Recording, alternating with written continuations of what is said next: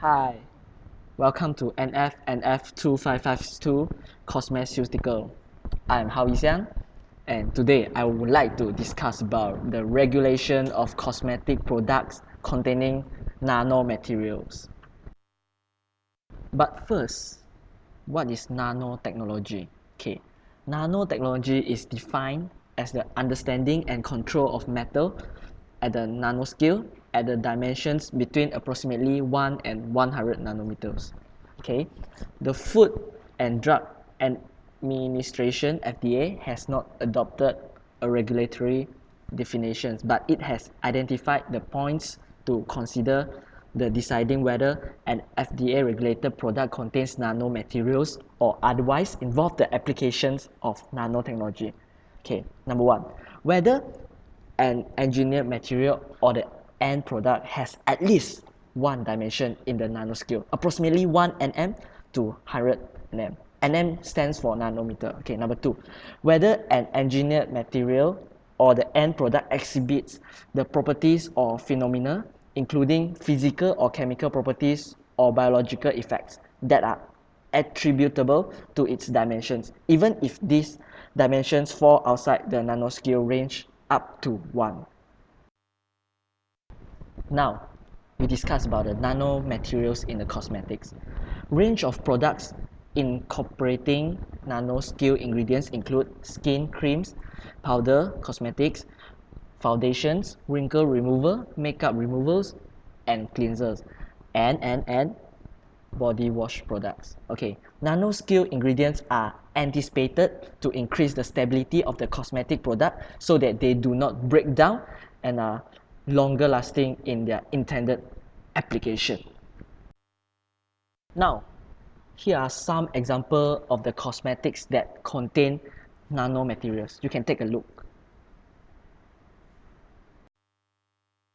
There are some concerns about this nanomaterial is that the small size of the engineered nanomaterials may facilitate their uptake into and between the various cell or cell components, allowing for the transport to the sensitive target sites of the body, including the bone marrow, spleen, heart, and brain. In addition to the size, the shape, solubility, surface chemistry, and surface area of the nanoscale particles may increase the inflammation and tissue damage. Now we proceed to the role of FDA. First, they are responsible to protect the public health by assuring the safety and efficacy of nanomaterial cosmetics, to incorporate the attention to nanomaterials in its product-specific pre-market reviews. FDA also participates in the International Cooperation on Cosmetic Regulation, which is ICCR, a group of cosmetic regulatory authorities. FDA also held an international workshop on regulatory issues on the use of nanomaterials in the cosmetics. There is a breakout session from the workshop which included that a complete characterization of nanomaterials. I want to discuss about the pre-market mechanism to regulate cosmetics using nanomaterials. Number one, the adequate safety substantiation by the cosmetic manufacturers. The first one, testing and information. The manufacturer must review every ingredient used in the cosmetics and have to enforce safety and testing requirements. Okay, number two, the substantiation testing methods.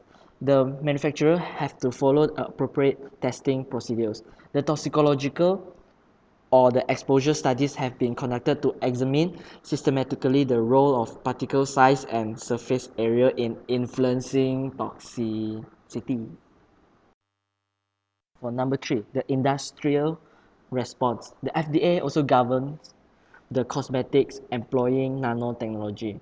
They also emphasize that under the FFDCA, the cosmetics on the market are required to be safe and properly labeled. For the labeling, the cosmetics must be properly labeled or risk being considered misbranded. They also require all the nanoparticles ingredients in nanomaterial containing products to be labeled and identified. There is an article called Article 19(1)G it states that all ingredients present as nanomaterials must be indicated on the package with the word nano in the brackets. Now we proceed to the post-market mechanisms. Is the good manufacturing practices.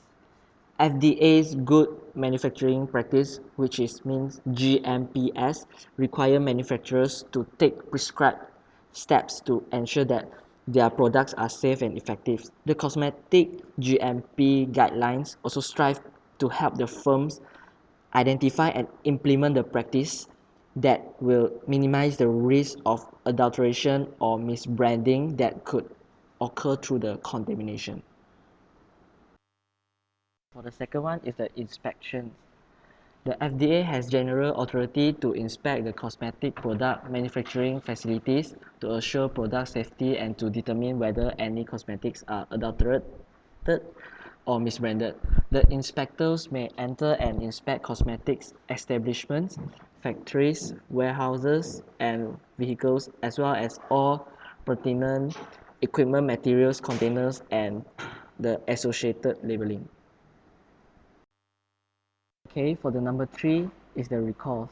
FDA can request a recall for misbranded or adulterated products that present a risk of illness, injury, or gross consumer deception, or in actions where it is necessary to do so for the protection of human health and welfare.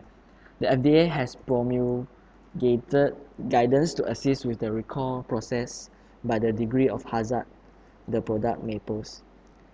FDA will initiate the legal action to seize a misbranded or adulterated cosmetic product if it does not consider the voluntary recall an effective tool, or if the manufacturer or the distributor refuses to recall the product subsequent to an FDA request.